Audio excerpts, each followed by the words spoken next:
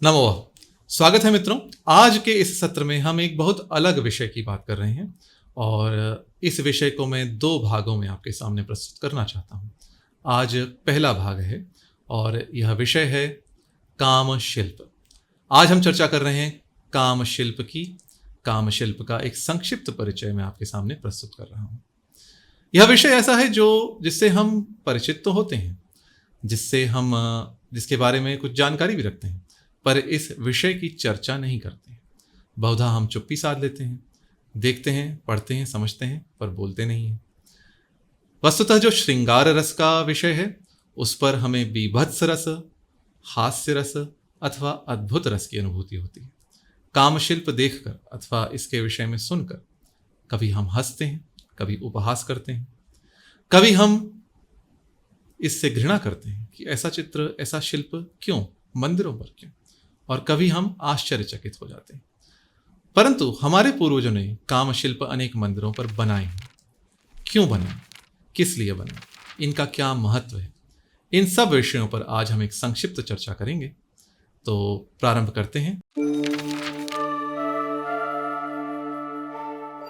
सबसे पहले काम शिल्प क्या है। आप में से कुछ लोगों ने काम शिल्प शब्द ही पहली बार सुना होगा, तो इसको पहले समझ लेते हैं।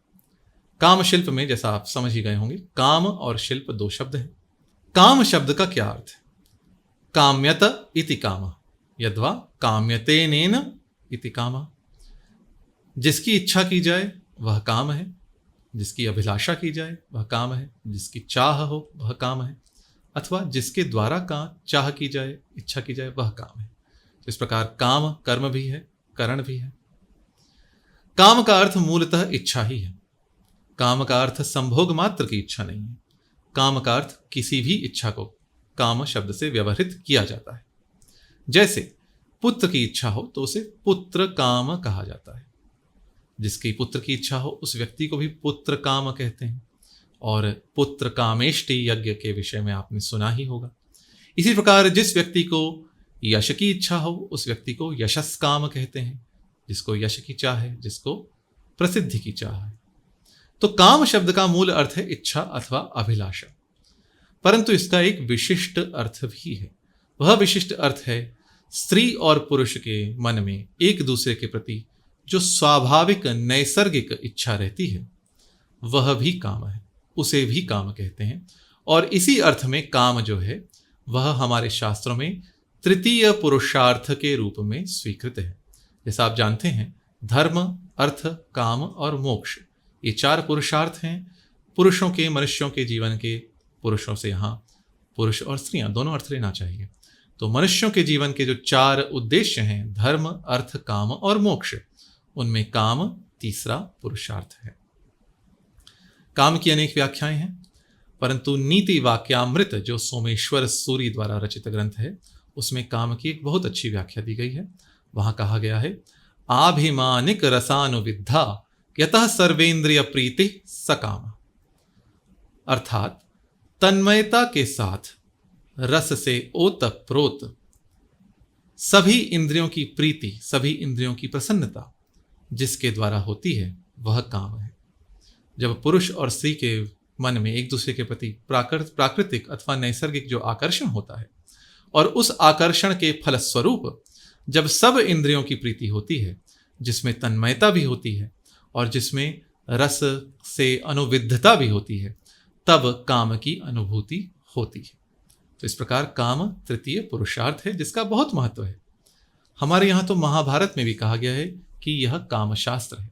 जी हाँ, महाभारत के प्रारंभ में वेद व्यास कहते हैं, अर्थशास्त्रमिदं प्रोक्तम धर्मशास्त्रमिदं महत् कामशास्त्रमिदं प्रोक्तम व्यासेनामित बुद्धिना। तो महाभारत में वेद व्यास स्वयं कह रहे हैं यह धर्मशास्त्र कहा गया है इस महाभारत में, इस महाभारत में अर्थशास्त्र कहा गया है, इसी महाभारत में कामशास्त्र भी कहा गया है। किसके द्वारा? अमित बुद्धि, असीमित बुद्धि वाले वेद व्यास के द्वारा। अब हम चलते हैं शिल्प शब्द पे। शिल्प शब्द के विषय में अमरकोश में उक्ति आती है, शिल्पम कर्म कलादिकम। कलादि कर्म को शिल्प कहते हैं। कला आदि सर्जनात्मक शक्ति की अभिव्यक्ति करने वाले कर्म को शिल्प कहते हैं। शिल्प का सामान्यतः अर्थ तो मूर्ति अथवा वास्तुशिल्प जैसे मंदिर निर्माण, भवन निर्माण यही लिया जाता है, परंतु शिल्प का अर्थ किसी भी कला की अभिव्यक्ति। चित्र को भी शिल्प कहा जाता है, उसे चित्रशिल्प कहते हैं। इसी प्रकार वीणा बजाने को भी शिल्प कहा जाता है। वीणा शिल्प शब्द है संस्कृत में, जिसका अर्थ है वीणा बजाने की कला। इसी प्रकार शांबर शिल्प शब्द है, जो इंद्रजाल की कला अथवा 3-4 वस्तुओं को फेंकते हुए उनको संतुलित करते हुए हंसने की, कलाकारी करने की कला को शांबर शिल्प कहते हैं। चित्रशिल्प जैसे धराधरेन्द्र नंदिनी कुचाग्र चित्र पत्रक प्रकल्पनैक शिल्पिनी त्रिलोचने रतिर्मम। तो यहां भी चित्रशिल्प की बात है। शिवतांडव स्तोत्र में धराधरेन्द्र नंदिनी अर्थात पार्वती के कुचाग्र पर चित्र रूप में पत्र आदि, पत्ते आदि की प्रकल्पना करने वाले जो शिल्पी हैं, ऐसे त्रिलोचन शिव में मेरी रति हो, यह इसका अर्थ। तो यहां चित्रशिल्प की बात है। परंतु सामान्यतः शिल्प से अर्थ वास्तुशिल्प ही लिया जाता है, जैसे मंदिर निर्माण अथवा भवन निर्माण। तो अब हम इन दोनों शब्दों को यदि साथ में रखते हैं तो काम शिल्प का क्या अर्थ निकलता है? काम शिल्प का अर्थ निकलता है काम पुरुषार्थ की अभिव्यक्ति करने वाला शिल्प। जिस शिल्प में काम पुरुषार्थ की अभिव्यक्ति हो अथवा काम भावना का इंगित हो अथवा अभिव्यक्ति हो, काम भावना की ओर संकेत हो, वह शिल्प काम शिल्प है। यथा कहीं मंदिरों में हमें कोई विवस्त्रा स्त्री की प्रतिमा दिखती है, अप्सरा की प्रतिमा दिखती है, नागकन्या की प्रतिमा दिखती है, शालभंजिका की प्रतिमा दिखती है, यक्षी की प्रतिमा दिखती है और अनेक स्थानों पर मिथुनों की प्रतिमा दिखती है, जिसमें स्त्री पुरुष कामकेली करते हुए अथवा संभोग करते हुए दिखाए जाते हैं। तो इन सब के लिए काम शिल्प शब्द है, जो अनेक पुस्तकों में प्रयुक्त हुआ है। अब हम इस प्रश्न पर आते हैं, काम शिल्प इतना महत्व क्यों रखता था, जिस कारण से उसे मंदिरों में स्थान दिया गया। मंदिरों की जो बाहरी भित्तियां हैं, जैसे अनेक मंदिर हैं, यदि आप देखें खजुराहो के मंदिर जो अत्यंत प्रसिद्ध हैं, अथवा जो कोणार्क मंदिर है, अथवा दक्षिण भारत में हम्पी में जो मंदिर है, मंदिरों की बाहरी भित्तियों पर संसार का चित्रण है। संसार में जो कुछ होता है वह सब इन भित्तियों पर दर्शाया गया है। आखेट, जुआ, युद्ध, क्रीड़ा, विदेशी व्यापारी, राजा और प्रजा, जन्म, मृत्यु, जीवन, सब कुछ इन भित्तियों पर वास्तुशिल्प द्वारा दिखाया गया है। काम हमारे जीवन का अभिन्न अंग है, इसलिए काम को भी यहां चित्रित किया गया है। आज अवश्य ही हो सकता है अधिकतर भारतीयों के लिए जो काम शिल्प हैं वे आश्चर्य, उपहास अथवा घृणा के आस्पद हैं, परंतु हमारे पूर्वजों की ऐसी संकुचित दृष्टि नहीं थी। प्राचीन भारत में लोगों की काम के प्रति व्यापक दृष्टि थी, खुला मन था, और इसीलिए उनको मंदिरों पर काम शिल्प चित्रित करते हुए, मंदिरों पर काम शिल्प उकेरते हुए उनके मन में कोई ग्लानि नहीं थी, कोई लज्जा नहीं थी, कोई उपहास का भाव नहीं था, कोई बीभत्स भाव नहीं था, और उन्होंने काम को व्यापक दृष्टि से देखा था। ऋतुओं को राजा कहते हैं वसंत को, और रसों का राजा कहते हैं श्रृंगार को। ऋतुराज वसंत में रसराज श्रृंगार का उद्दीपन होता है। प्रकृति में काम व्याप्त होता है, जैसा कालिदास ने कुमार संभवम के 3 सर्ग में प्रकृति में काम का चित्रण किया है। मधुद्विरेफा कुसुमैक पात्रे पपौ प्रियाम स्वाम अनुवर्तमान श्रृंगेण च स्पर्श निमीलिताक्षी मृगीम कंडूयत कृष्ण सार। एक ही कुसुम के पात्र में, जिस पात्र में भ्रमरी रस का पान कर रही है, उसी पात्र में भ्रमरी के पीछे जाते जाते भौरा भी रस का पान कर रहा है, और स्पर्श के सुख से बंद नेत्रों वाली हिरणी को अपने सींगों से काला हिरण धीरे धीरे खुजला रहा है। यह ऋतुराज वसंत में रसराज श्रृंगार के उद्दीपन का वर्णन है। और यह काम यदि धर्म से अविरुद्ध हो तो यह ईश्वर का स्वरूप है। जी हाँ, आपको हो सकता है आश्चर्य हुआ हो, परंतु भगवत गीता में भगवान कृष्ण ने क्या कहा है? बलम बलवताम चाहम काम राग विवर्जितम। और आगे कहते हैं, धर्मा विरुद्धो भूतेषु कामोस्मि भरतर्षभ।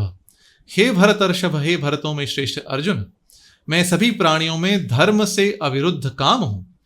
धर्म से अविरुद्ध काम जो है वह ईश्वर की, भगवान कृष्ण की विभूति है।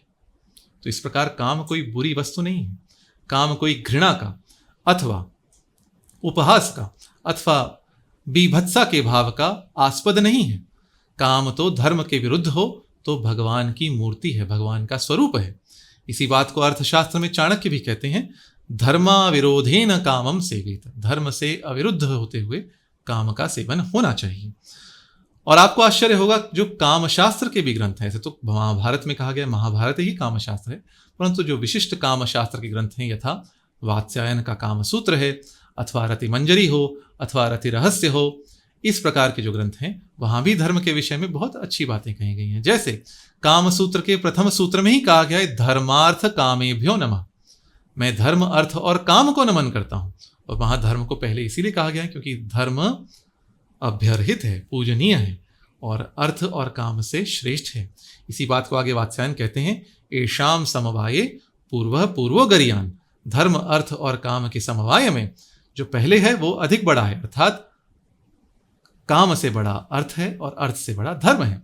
और बहुत आश्चर्य की बात होगी कुछ लोगों के लिए सुनकर, अपने शास्त्र के अंत में वात्स्यायन क्या कहते हैं, अस्य शास्त्रस्य तत्वज्ञो भवत्येव जितेंद्रियः, इस शास्त्र का जो तत्व से काम शास्त्र को जानता है, जो तत्व से काम सूत्र को जानता है, वह अवश्य ही जितेंद्रिय होता है।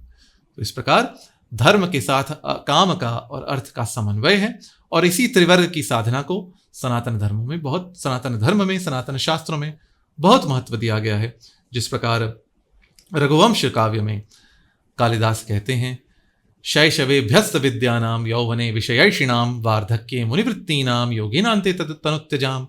शैशव में जो ब्रह्मचर्य का अनुसरण करते थे, जो यौवनावस्था में विषयों की इच्छा करते थे, जो वृद्धावस्था में जो मुनियों जैसे रहते थे, और जो अंत की अवस्था में योग के द्वारा अपना शरीर त्यागते थे, ऐसे रघुवंशियों का मैं वर्णन इस काव्य में कर रहा हूं।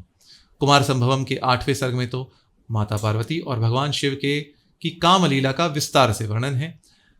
गोस्वामी तुलसीदास जी ने यद्यपि रामचरितमानस में कहा है, जगत मात पितु शंभु भवानी तेहि श्रृंगार न कहूं बखानी, पर फिर भी संकेत तो कर ही दिया है, करहि विविध विधि भोग विलासा गणन सहित बसहि कैलासा। तो यह था काम का भारतीय संस्कृति में स्थान, और यह महत्वपूर्ण स्थान होने के कारण ही हमारे मंदिरों में काम शिल्प को स्थान दिया गया है। अब हम चलते हैं, जो एक प्रश्न यह उठता है, काम शिल्प कहां कहां उपस्थित है। बहुधा लोग जानते हैं खजुराहो के मंदिर को और कोणार्क के मंदिर को। खजुराहो और कोणार्क के मंदिर तो विश्व प्रसिद्ध हैं काम शिल्प के लिए, पर क्या अन्य भी मंदिर हैं जिनमें काम शिल्प है? इसका उत्तर है, बहुत सारे मंदिर हैं। मैं तो कहूंगा भारतीय संस्कृति के जो प्रतीक हैं उन मंदिरों में काम शिल्प है, और ये प्रतीक इतने हमारे जीवन में आगे प्रस्तुत हैं, हम विचार नहीं कर सकते। जैसे आप अपने बटुए से 10 रुपए का नोट निकालें, 10 रुपए के नोट के पीछे क्या है? कोणार्क के मंदिर का चक्र है। ऐसे 24 चक्र कोणार्क के मंदिर में हैं, और इन चक्रों के अरों पर, जैसा आप इस चित्र में देख रहे हैं, काम शिल्प को स्थान मिला है। अब आप 20 रुपए का नोट निकालें, 20 रुपए के नोट के पीछे क्या है? इस आप चित्र में देख रहे हैं, एलोरा का कैलाशनाथ मंदिर। एलोरा के कैलाशनाथ मंदिर में जो इसके से सटी हुई जो गुफाएं हैं, उनमें जो 29वीं गुफा है, वहां शिव और पार्वती को एक केली मुद्रा में दिखाया गया है, जहां भगवान शिव का वाम हस्त माता पार्वती के वाम स्तन का स्पर्श कर रहा है। जब मैंने यह मंदिर देखा, जब मैंने यह शिल्प देखा, तब मेरे मन में वासना की उत्पत्ति तो लेश मात्र भी नहीं हुई, लेश मात्र भी वासना का संचार नहीं हुआ। मेरे मन में जो श्रृंगार रस को देखते हुए एक तो माता शिव, माता पार्वती और भगवान शिव के प्रति आदर भाव, भक्ति भाव बढ़ा, और किस प्रकार काम सृष्टि का मूल है, इस भावना का मेरे मन में उदय हुआ। अब आप 50 रुपए का नोट देखें, 50 रुपए के नोट के पीछे क्या है? हम्पी का जो विट्ठल मंदिर है, उसके सामने जो स्थित रथ है। हम्पी के विट्ठल मंदिर में भी, जैसा आप इस चित्र में देख रहे हैं, काम शिल्प प्रस्तुत है, उकेरा गया है। अब आप 100 रुपए का नोट देखिए, 100 रुपए के नोट के पीछे क्या है? रानी की वाव, जो आपके गुजरात में स्थित है, पाटन में। रानी की वाव में यद्यपि संभोग शिल्प नहीं है, परंतु फिर भी अप्सराओं के चित्र हैं। वहां तो जो 10 अवतार हैं विष्णु के, उन 10 अवतारों को दिखाया गया है, उनके दोनों ओर अप्सराएं हैं, और अप्सराएं कामुक मुद्रा में हैं। जैसे आप इस चित्र में देख रहे हैं, भगवान परशुराम का जो शिल्प है, इसके दोनों ओर अप्सराएं हैं अथवा यक्षियां हैं, पृथुलस्तनी अप्सराएं हैं अथवा रक्षियां हैं। इसी प्रकार वामन के चिन्ह अवतार के जो शिल्प है, जैसा आप यहाँ देख रहे हैं, अथवा श्री राम का शिल्प है, दोनों ओर अप्सराएं हैं। तो यहाँ तो हमने अप्सराओं को, कामुक अप्सराओं को, काम की अभिव्यक्ति करने वाली अथवा काम की ओर इंगित करने वाली अप्सराओं को भगवान के दोनों ओर स्थापित किया है। इसका क्या भाव है? इसका भाव यह है, जो अवतार है अथवा जो भगवान की स्थिति है, वह ऐसी स्थिति है, वह अप्सराओं की उपस्थिति में भी उनकी दृष्टि कदाचित कभी भी स्खलित नहीं होती। इसी बात को कुमार संभवम में कालिदास ने बहुत अच्छे से कहा है, विकार हेतौ सति विक्रियन्ते येषाम न चेतांसि तयेव धीरा। वास्तव में धीर कौन है? विकार का हेतु उपस्थित होने पर भी जिसका चित्त विकृत न हो, वही धीर है। पृथुल स्तनी अप्सरा के होते हुए भी जिसकी दृष्टि उसके कुचाग्र पर न पड़े, वही तो धीर है, वही अवतार है। तो इस प्रकार जो योग के साथ भोग अथवा भोग की उपस्थिति में योग, यह भाव इन प्रतिमाओं में कहा गया है, जिसके उदाहरण हमारे यहाँ राजा जनक हैं। राजा जनक के विषय में कहा जाता है, उनको नारी के कुच के स्पर्श में और अग्नि के स्फुलिंग के स्पर्श में उनको कोई भेद नहीं था। वे राजयोगी थे, वे भोगी होते हुए भी योगी थे। इसलिए गोस्वामी तुलसीदास जी ने कहा है, जोग भोग मह राखेव गोई। उन्होंने अपने भोग में योग को छिपा रखा था। तो योग और भोग का जो संतुलन है, वही तो यह काम शिल्प दर्शाते हैं। जो धर्म स्थानों पर, मंदिरों में जहां योग के साधन हैं, वहीं भोग के भी साधन हैं, और योग और भोग के साधन होते हुए भी योग सध रहा है, यही साधक की परीक्षा है। तो ये हैं जो रानी की वाव में जो शिल्प हैं अप्सराओं के। इनमें कुछ अप्सराएं अथवा कुछ यक्षियां विवस्त्र हैं, गुप्तांग भी दिखते हैं, पर इनको हमने भगवान की मूर्तियों के पास इनको स्थान दिया है। ऐसी व्यापक दृष्टि काम के विषय में हमारे महान पूर्वजों की थी। अब आप चलिए 200 रुपए के नोट पर। यह नोट के भी, इस नोट के पीछे क्या है? सांची का स्तूप। सांची के स्तूप का जो पूर्वी तोरण है, उस पर एक शाल भंजिका उकेरी गई है। शाल भंजिका बहुत मंदिरों में मिलती है, और जब काम शिल्प का विकास हुआ तो इसमें पूर्व रूप में शाल भंजिकाएं ही दिखाई जाती थी। शाल भंजिका शब्द का अर्थ है साल वृक्ष की डाली तोड़ने वाली। यहां एक महिला को, एक अप्सरा को अथवा एक यक्षी को एक हाथ से साल वृक्ष की एक टहनी तोड़ते हुए दर्शाया जाता था। हाथ ऊपर किए हुए पृथुल स्तनी यक्षी अथवा अप्सरा को दर्शाया जाता था। ऐसी शाल भंजिकाएं अनेक मंदिरों में है, सांची के स्तूप में भी है। तो सांची का स्तूप भी, और वैसे तो बौद्ध शिल्प की बात करें तो आप यदि अजंता की गुफाएं देखें तो वहां भी काम शिल्प है। वहां भी आप देखेंगे तो मिथुन चित्रित किए गए हैं। ऐसे जहां बौद्ध भिक्षु रहते हैं, वहां मिथुन क्यों चित्रित किए गए हैं? तो यही उनकी परीक्षा है। इन चित्रों के सामने भी, इन मूर्तियों के सामने भी यदि बौद्ध भिक्षु की अथवा किसी साधक की अथवा किसी भक्त की काम वासना उदित नहीं हुई, तभी वह सच्चा साधक है, वही उसकी अग्नि परीक्षा है। इसीलिए हमारे इन बौद्ध मंदिरों में, गुफाओं में, सनातन मंदिरों में काम शिल्प को स्थान दिया, जगत को दिखाने के लिए। यह सब जगत में होता है और इसी से हमें ऊपर उठना है। यदि आप 500 रुपए का नोट देखें तो उसके पीछे तो लाल दुर्ग है, वहां तो काम शिल्प का प्रश्न नहीं उठता। और 2 सहस्र रुपए का नोट देखें, उसके पीछे मंगलयान है, वहां भी प्रश्न नहीं उठता। तो आपने देखा 10 रुपए, 20 रुपए, 50 रुपए, 100 रुपए और 200 रुपए के नोटों के पीछे जो हमारे भारतीय परंपरा के जो प्रतीक हैं, उन सब स्थानों पर काम शिल्प उपस्थित है। इस प्रकार काम शिल्प भारतीय गौरव का भाग है। इस पर यदि किसी को लज्जा आए तो वह अनुचित है। अब हम चलते हैं, काम शिल्प भारत में क्या सभी भागों में पाया जाता है अथवा कुछ ही भागों में? मैं कहूंगा भारत के सभी कोनों में काम शिल्प उपस्थित है। उत्तर हो, पूर्व हो, दक्षिण हो, पश्चिम हो अथवा मध्य भारत हो। खजुराहो के मंदिर विश्व प्रसिद्ध हैं, 10वीं शताब्दी में, 11वीं शताब्दी में बने हुए। वहां 8 मंदिरों में काम शिल्प है। पार्श्वनाथ मंदिर जो जैन है, इसमें है। लक्ष्मण मंदिर जो वैष्णव मंदिर है, इसमें है। आदिनाथ मंदिर जो जैन है, इसमें है। कांदरिया महादेव मंदिर जो विश्व प्रसिद्ध है, वहाँ सर्वाधिक काम शिल्प वहीं पाए जाते हैं। अनेक काम शिल्प हैं। विश्वनाथ मंदिर में काम शिल्प है। जगदम्बा मंदिर में काम शिल्प है। चित्रगुप्त मंदिर में काम शिल्प है। और वामन मंदिर में भी काम शिल्प हैं। अप्सराएं दिखाएंगे, कहीं अप्सराएं दिखाई गई हैं, कहीं संभोग क्रिया, कहीं केली क्रिया, इत्यादि इत्यादि। आप उत्तर भारत में देखें तो उत्तर प्रदेश में भूतेश्वर मंदिर है, मथुरा में, वहाँ काम शिल्प है।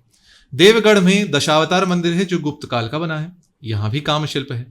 मध्य प्रदेश में भरहुत में जो स्तंभ है, वहाँ यक्षियाँ दिखाई गई हैं।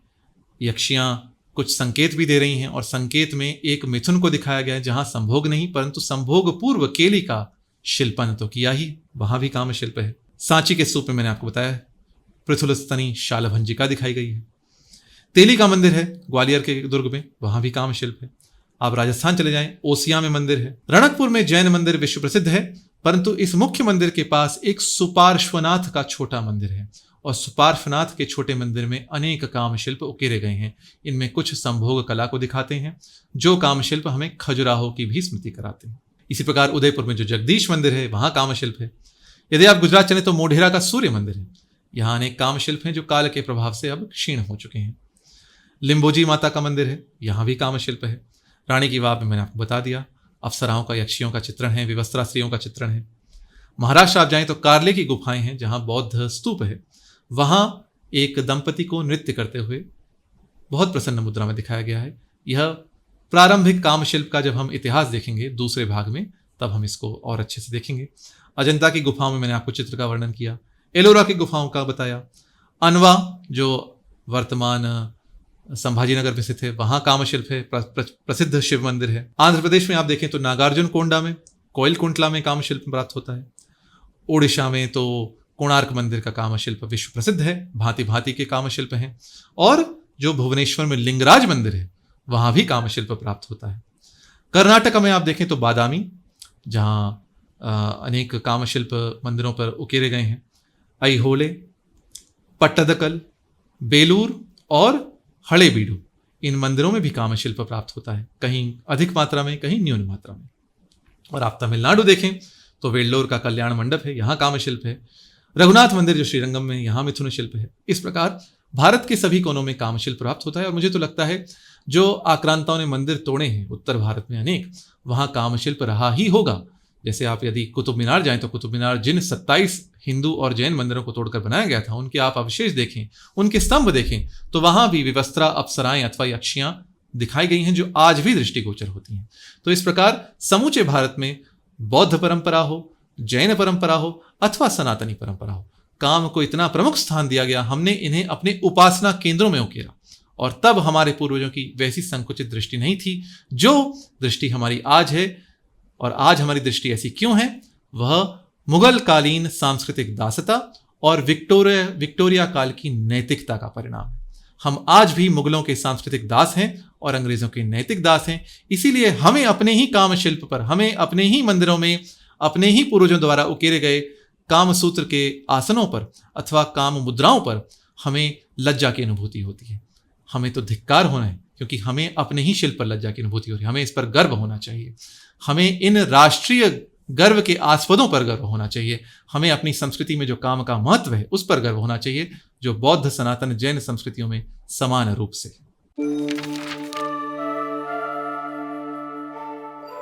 अब एक प्रश्न उठता है, हाँ हमें मंदिरों में तो दिखता है, पर क्या शास्त्रों में कहीं काम शिल्प का उल्लेख है? क्या किसी शास्त्र में काम शिल्प के विषय में कुछ कहा गया, इसे बनाना चाहिए अथवा नहीं बनाना चाहिए? जी हाँ, अग्नि पुराण में 104 अध्याय में अथवा 104वें अध्याय में जो 30वां श्लोक है वहां कहा गया है मंदिरों में मिथुन शिल्पित करने चाहिए। वह श्लोक क्या है? अध शाखा चतुर्थांशे प्रतिहारो निवेशयेत् मिथुने पादवर्णाभि शाखा शेषम विभूषयेत्। इस श्लोक का मैं आपको अनुवाद प्रस्तुत करता हूं जो गीता प्रेस द्वारा प्रकाशित है। 30वां श्लोक है 104वें अध्याय में और वह क्या है? वह है, नीचे की जो शाखा है उसके 1/4 भाग में 2 द्वारपालों की स्थापना करें। शेष शाखाओं को स्त्री पुरुषों के जोड़े की आकृतियों से विभूषित करें। तो हमारा शास्त्र अग्नि पुराण कहता है जो मिथुन शिल्प है, और यहाँ मिथुन शब्द विशिष्ट रूप से प्रयुक्त हो रहा है, सरस्वती तन मिथुनम नुनाव, जो कुमार संभव में आता है। मिथुन शब्द के दोनों अर्थ हैं। मिथुन शब्द का एक अर्थ जोड़ा भी है, स्त्री पुरुष का जोड़ा, और मिथुन शब्द का एक अर्थ संभोग भी है। तो अग्नि पुराण में क्या कहा गया है? मिथुनों की आकृतियों द्वारा मंदिर के जो नीचे की शाखा है उसको अलंकृत करना चाहिए, उसको विभूषित करना चाहिए। यह था गीता प्रेस का अनुवाद। और यदि हम एक दूसरा अनुवाद देख लें जो आचार्य शिव प्रसाद द्विवेदी का है, तो वे कहते हैं 30वें श्लोक के अनुवाद में, नीचे की शाखा के 1/4 भाग में 2 द्वारपालों को बनाना चाहिए, अन्य शाखाओं को स्त्री पुरुष के जोड़ों से अलंकृत करना चाहिए। तो अग्नि पुराण कहता है मिथुन शिल्प से मंदिरों को अलंकृत करना चाहिए। यदि हम वास्तुशिल्प के ग्रंथ देखते हैं तो एक बहुत इसमें महत्वपूर्ण ग्रंथ है शिल्प प्रकाश। जैसा मैंने कहा, शिल्प का अधिकतर अर्थ वास्तुशिल्प ही लिया जाता है। शिल्प प्रकाश जो ग्रंथ है ये 9वीं से 12वीं शताब्दी के मध्य, जो जब तांत्रिक प्रभाव बहुत बढ़ा हुआ था उड़ीसा में, तब का ग्रंथ है। और शिल्प प्रकाश ग्रंथ के दूसरे भाग में क्या कहा गया है, काम शिल्प के विषय में क्यों होना चाहिए यह बताया गया है, और नहीं हो तो क्या हो बताया गया है। तो इसके दूसरे भाग में श्लोक संख्या 498 से 507 शिल्प प्रकाश में रामचंद्र कौलाचार्य क्या कहते हैं, मूलम तु जगतः कामः कामात् भूतादि जायते मूलभूतस्तथा भूतः कामेन प्रविलीयते। जगत का मूल ही काम है, काम से ही भूत आदि उत्पन्न होते हैं, जन्म लेते हैं, और इस प्रकार जो मूलभूत काम है उसी के कारण विलीन भी होते हैं। शिव शक्तिम विना सृष्टि ही कल्पना मात्रमेव ही नहीं जन्मादिवा मृत्युस्तथा काम क्रियाम विना। शिव और शक्ति के बिना जो सृष्टि है वह केवल कल्पना मात्र है, सृष्टि संभव ही नहीं है। और काम क्रिया के बिना जन्म भी संभव नहीं है, मृत्यु भी संभव नहीं है। कैसे? जब जन्म नहीं होगा तब मृत्यु कैसे होगी? काम क्रिया के बिना किसी भी प्राणी का जन्म संभव नहीं है, और जन्म संभव नहीं है तो मृत्यु भी संभव नहीं है। आगे शिल्प प्रकाश में क्या कहा गया है, शिव साक्षान महालिंगम शक्तिर्भगत स्वरूपिणी तद्योगेन जगत सर्वम काम क्रिया स उच्यते। शिव है वही साक्षात महालिंग है। एक जो पुरुष का लिंग होता है उसकी जननेंद्रिय है वह तो अलग है, और एक जो महालिंग जो वैश्विक जननेंद्रिय है वह साक्षात शिव है। जो स्त्री की योनि होती है वह अलग है, और जो विस्तृत व्यापक योनि है वह शक्ति स्वरूपिणी है। शक्ति जो है वह भगत स्वरूपिणी है, और उनके योग से, प्रकृति और पुरुष के योग से, पार्वती और शिव के योग से सृष्टि की उत्पत्ति है। तो इसको कोई अश्लील कैसे मान सकता है? यह काम तो जन्म का मूल है। आगे कहते हैं, इति काम कला विद्या आगमे तत्ववित्सरः स्थानम काम कलाहीनम त्यक्तमंडलम उच्यते। रामचंद्र कौलाचार्य कहते हैं यह जो काम कला विद्या है इसका आगमों में इसके तत्व का विस्तृत वर्णन है, और जो स्थान काम कला से हीन है, काम शिल्प से हीन जो स्थान है वह क्या है, त्यक्त मंडल है। उस मंडल को त्याग देना चाहिए, उस मंडल को छोड़ देना चाहिए। कहते हैं, अब कौल मत में कह रहे हैं, कौलाचार मते हीनम सर्वदा त्यक्त मंडलम काल कक्ष समम त्यक्तम तत्स्थानम गहनोपमम। जो कौलाचार मत है, जो रामचंद्र कौलाचार का मत है अथवा जो कौल मत है, उसमें जो त्यक्त मंडल है, जो काम शिल्प से हीन जो मंदिर है वह तो काल कक्ष समम अर्थात मृत्यु के कक्ष के समान अर्थात श्मशान के समान है, और वह सर्वदा त्यक्त है, उसको देवता छोड़ देते हैं। काल कक्ष समम त्यक्तम तत्स्थानम गहनोपम, वह स्थान तो जंगल के समान है, वह मंदिर नहीं है, वह जंगल है, वह अरण्य है, वह नागर मंदिर नहीं है, वह अरण्य है, वहां सृष्टि नहीं हो सकती। विना काम कला यंत्र पूजनम शक्ति पूजनम साधनम निष्फलम यान्तम हस्तिस्थानम इव क्रिया। बिना काम कला यंत्र के पूजन के यदि शक्ति पूजन किया जाए तो वह साधन निष्फल होता है। जैसे हाथी का स्थान, हाथी नहाकर फिर से धूल अपनी सूंड में भरकर अपने शरीर पर फेंकता है। तो यहां इससे कुछ पुस्तकों में कुछ विद्वानों का मानना है जो काम शिल्प है इनके पीछे काम कला के यंत्र छिपाए गए, कुछ यंत्र हैं अंदर और उन यंत्रों के ऊपर काम शिल्प बनाए गए हैं। यह सत्य है अथवा नहीं यह तो मैं नहीं जानता, परंतु जो कुछ विद्वानों का मत है वह मैंने आपके सामने प्रस्तुत किया। इसी प्रकार समरांगण सूत्रधार इस शिल्प शास्त्र के ग्रंथ में भी काम कला अथवा काम शिल्प मंदिरों पर क्यों होना चाहिए यह विस्तार से बताया गया है।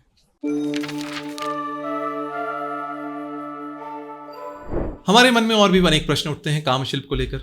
जैसे यदि आप कहीं ऐसे मंदिर में गए जहां काम शिल्प काम कलाकृतियां उकेरी गई हैं तो आपका अनुभव कैसा रहा? ऐसा बहुत लोग मुझसे पूछते हैं कभी कभी जब मैं एकांत में काम शिल्प की बात करता हूं। बादामी, ऐहोले, पट्टदकल, बेलूर, हड़ेबीड ये मंदिर मैंने देखे हैं। मोढेरा का सूर्य मंदिर देखा है, रानी की वाव देखी है, अजंता की गुफाएं देखी हैं, एलोरा की गुफाएं देखी हैं। खजुराहो के मंदिर देखने का सौभाग्य तो अभी तक नहीं मिला। कांदरिया महादेव मंदिर का मैं बहुत दर्शन की इच्छा तो मेरे मन में बहुत है, और कोणार्क मंदिर देखने का भी सौभाग्य अभी तक नहीं मिला।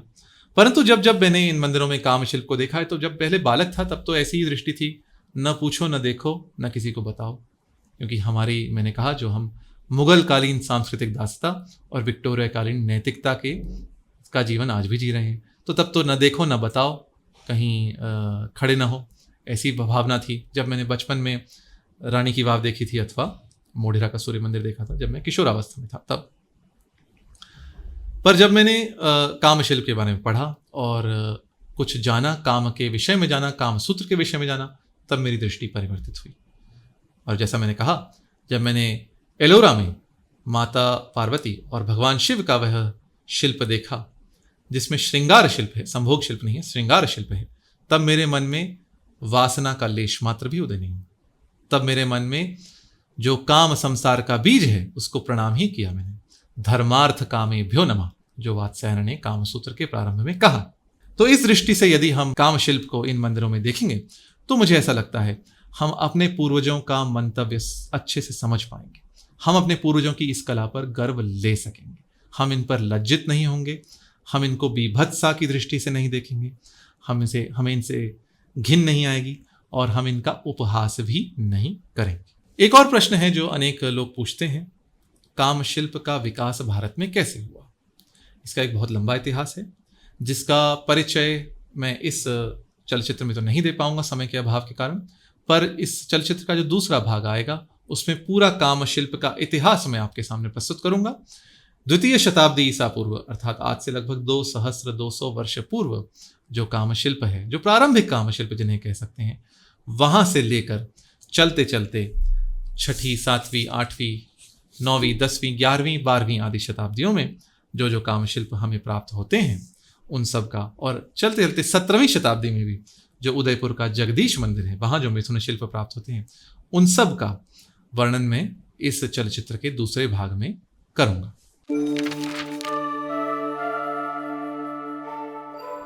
अब जाते जाते काम शिल्प के संबंध में कुछ मिथकों को हम ध्वस्त करते चलते हैं। सबसे पहला मिथक यह है, सबसे पहली मिथ्या धारणा यह है, काम शिल्प अश्लील है और हमारी संस्कृति के विरुद्ध है। जी नहीं, काम शिल्प पूर्णतः अश्लील है, अश्लील नहीं है, और यह पूर्णतः हमारी संस्कृति का अंग है। जिसको यह अश्लील लगता है उसकी दृष्टि में अश्लीलता है। जिस प्रकार हम देखते हैं मिकेलांजेलो ने जब डेविड का शिल्प बनाया है, वह शिल्प विवस्त्र है। लियोनार्डो दा विंची ने जो विट्रुवियन मैन बनाया है वह भी विवस्त्र है। उसको यदि हम कला समझते हैं, उसको शिल्प समझते हैं, तो हम अपनी मूर्तियों को शिल्प क्यों नहीं समझते? यह शिल्प है, यह काम पुरुषार्थ हमारे जीवन में त्रिवर्ग का अंग है, और यदि हम इनको पति पत्नी के रूप में देखें अथवा गंधर्व और अप्सराओं के रूप में देखें तो यह तो धर्माविरुद्ध काम है, उसी का शिल्पन है, तो इसमें अश्लील क्या है? हाँ, कुछ बातें हैं जिन पर हम द्वितीय भाग में प्रकाश डालेंगे, परंतु मेरी दृष्टि से काम शिल्प अश्लील नहीं है। मंदिरों में होता था तो हमारे पूर्वज क्या अश्लील और लंपट थे? ऐसा तो मैं नहीं स्वीकार सकता। यह अश्लील है तभी तो मंदिरों में होता था, तभी तो गुफाओं में होता था, और यह हमारी संस्कृति का अंग है, इसके विरोध में नहीं। दूसरा मिथक, काम शिल्प में केवल पुरुषों का चित्रण है। जी नहीं, अधिकतर काम शिल्प में स्त्रियों को प्रमुखता से दिखाया गया है। जैसा मैंने कहा, अप्सरा हो अथवा शालभंजिका हो अथवा विवस्त्रा स्त्री हो अथवा यक्षी हो, यहाँ तो महिलाओं को ही प्राथमिकता से दिखाया गया है। तो काम शिल्प में केवल पुरुष दिखाए जाते थे अथवा केवल पुरुषों का आनंद दिखाया जाता था, ऐसा नहीं है, महिलाओं को भी इसमें स्थान दिया गया है। काम शिल्प का कोई धर्म से लेना देना नहीं है अथवा इसका कोई धार्मिक महत्व नहीं। जी नहीं, ऐसा नहीं है। प्रत्येक मनुष्य का, सनातन शास्त्रों के अनुसार प्रत्येक गृहस्थ का धर्म है त्रिवर्ग का साधन। धर्म, अर्थ और काम तीनों को साधना सदगृहस्थ का धर्म है। प्रजोत्पत्ति, संतानोत्पत्ति सदगृहस्थ का धर्म है, और काम के बिना संतान की उत्पत्ति नहीं हो सकती। इस प्रकार काम धर्म के अविरुद्ध होकर धर्म के अधीन रहकर काम तो धर्म का ही भाग है। काम शिल्प इतना लोकप्रिय नहीं था, केवल एक समय था, इसलिए हमें आज देखने को नहीं मिलता। नहीं, ऐसा भी नहीं है, यह भी एक मिथ्या अवधारणा है। काम शिल्प जैसा मैंने बताया उत्तर, दक्षिण, पूर्व, पश्चिम अनेकों मंदिरों में, भारत के कोने कोने में मंदिरों में प्राप्त है, और यह लोकप्रिय नहीं था इसलिए आज नहीं पाया जाता, ऐसा नहीं है। यह आज इसलिए नहीं पाया जाता, इसका कारण यही है, मुगल काल में यह संभव नहीं था। मंदिर ही इस्लामी राज में तोड़े जाते थे, तो मुगल काल में काम शिल्प दूर, मंदिर बनाना ही बहुत कठिन कार्य था। और धीरे धीरे जो मुगल काल की नैतिकता, इसका उदाहरण यदि आप रानी की वाव देखकर आप अडालज की वाव देखें, गुजरात में 2 वाव बहुत प्रसिद्ध हैं, वाव अर्थात वापी, स्टेपवेल जिसे कहते हैं। आप रानी की वाव पाटन देखकर आएँ और फिर आप अडालज की वाव देखें जो मुस्लिम शासन बनी है, दोनों में आपको बहुत अंतर दिखेगा। रानी की वाव में आप जाएं तो वहां आपको जीवित प्रतिमाएं दिखेंगी, जैसे प्रतिमाएं आपसे बोल रही हैं, बात कर रही हैं। कामशिल्प हो, अप्सराएं हो अथवा अवतारों की प्रतिमा हो, आपको होगा वहां जीवंत सब कुछ है, पूरा जीवन ओतप्रोत है वहां। और यदि आप अडालज की फिर वाव देखें, रानी की वाव देखने के पश्चात आपको लगेगा आप एक श्मशान में आ गए हैं, जहां सब और सन्नाटा है, जहां केवल बेल बूटे गड़े गए हैं, जहां मनुष्य की आकृति नहीं है, केवल एक स्थान पर कुछ मनुष्यों की आकृति है। अन्यथा आप देखें, जो जीवन आपको रानी की वाव में दिखता है वह आपको अडालज की वाव में नहीं दिखता।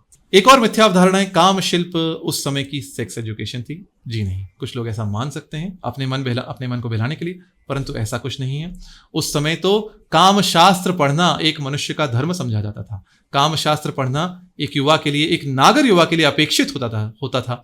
तो काम शिल्प से सेक्स एजुकेशन थी, ऐसा नहीं है। और प्राचीन काल में और मध्यकाल तक भारत में और अन्यत्र भी अनेक देशों में किशोरों का ही विवाह हो जाता था। 12-13 वर्ष की अवस्था में विवाह ही हो जाता था, तो उनको काम शिल्प के द्वारा सेक्स एजुकेशन की आवश्यकता थी, ऐसा मैं तो नहीं मानता। एक और मिथ्या अवधारणा है, काम शिल्प केवल संभोग का विषय नहीं। काम शिल्प में पूरा काम शास्त्र दर्शाया गया है, जिसमें संभोग इसका प्रमुख भाग है, परंतु संभोग के अतिरिक्त चुंबन, आकर्षण इत्यादि अनेक भाव काम शिल्प में हमारे मंदिरों में दर्शाए गए हैं। अंत में एक प्रश्न उठता है, काम शिल्प जब पहले था मंदिरों में तो आज के मंदिरों में क्यों नहीं बनाया जाता? इसका उत्तर मैं नहीं जानता। आज हम अनेक मंदिर बना रहे हैं, अनेक संस्थाएं हैं जो विश्व में विशाल मंदिर बना रही हैं। नागर शैली हो, द्राविड़ शैली हो, वेसर शैली हो, उत्कल शैली हो, मरु गुर्जर शैली हो, किसी भी शैली में मंदिर बनाए गए हैं जो निकट काल में बनाए गए हैं, उनमें काम शिल्प नहीं दिखता। तो इसका कारण मेरे अनुसार तो यही है। ऐसे तो कारण क्या है ये मंदिर बनाने वाले जाने, तो मेरे अनुसार तो कारण यह है जो सांस्कृतिक दासता और जो विक्टोरियन नैतिकता जो हम पर थोपी गई है, उसमें हम आज भी जी रहे हैं। मैं इच्छा करता हूं किसी दिन भारत इन काम शिल्पों पर गर्व करेगा और भारत में किसी मंदिर में, जैसा हमने देखा पुराने समय में तो वैष्णव मंदिर हो, शैव मंदिर हो, शाक्त मंदिर हो, सौर मंदिर हो, बौद्ध मंदिर हो, जैन मंदिर हो, सभी में काम शिल्प मिलते हैं। तो एक समय ऐसा आएगा जब हमारी जो दृष्टि काम को लेकर इतनी संकुचित आज हो गई है, जो पहले व्यापक दृष्टि थी वह और व्यापक होगी। आज नहीं तो 50 वर्ष पीछे, 100 वर्ष पीछे ऐसे सनातनी मंदिर अथवा बौद्ध मंदिर, जैन मंदिर बनेंगे जिनमें इस भारत की अप्रतिम परंपरा को जैसी कहीं और दिखती नहीं है, जो अपने उत्कर्ष पर भारत में ही पहुंची। काम कला ऐसे संसार की अनेक संस्कृतियों में पाई गई, पर जितना उत्कर्ष उसने भारत में, विशेषतः खजुराहो में और कोणार्क में प्राप्त किया, वैसा संसार में कहीं प्राप्त नहीं किया। तो इस काम शिल्प को हम मंदिरों में एक बार फिर से स्थान देंगे, एक व्यापक दृष्टि के साथ। इस आशा के साथ आज के सत्र को हम यहीं विराम देते हैं। इस सत्र का दूसरा भाग 1-2 सप्ताह में प्रकाशित किया जाएगा, जिसमें हम विविध मंदिरों में ऐतिहासिक क्रम से काम शिल्प का दर्शन करेंगे और उनके विषय में जानेंगे। दर्शकों को बताते हुए बहुत आनंद की अनुभूति हो रही है। मेरी नवीनतम पुस्तक कृष्ण नीति टाइमलेस स्ट्रेटेजिक विजडम, यह अब आ चुकी है और आप इसे amazon.in पर अथवा अपने निकटवर्ती प्रमुख पुस्तक विक्रय केंद्रों पर कीन सकते हैं। पुस्तक अभी अंग्रेजी में है, हिंदी में इसका अनुवाद कार्य चल रहा है और कुछ ही मासों में इसका हिंदी संस्करण भी आ जाएगा। नमो।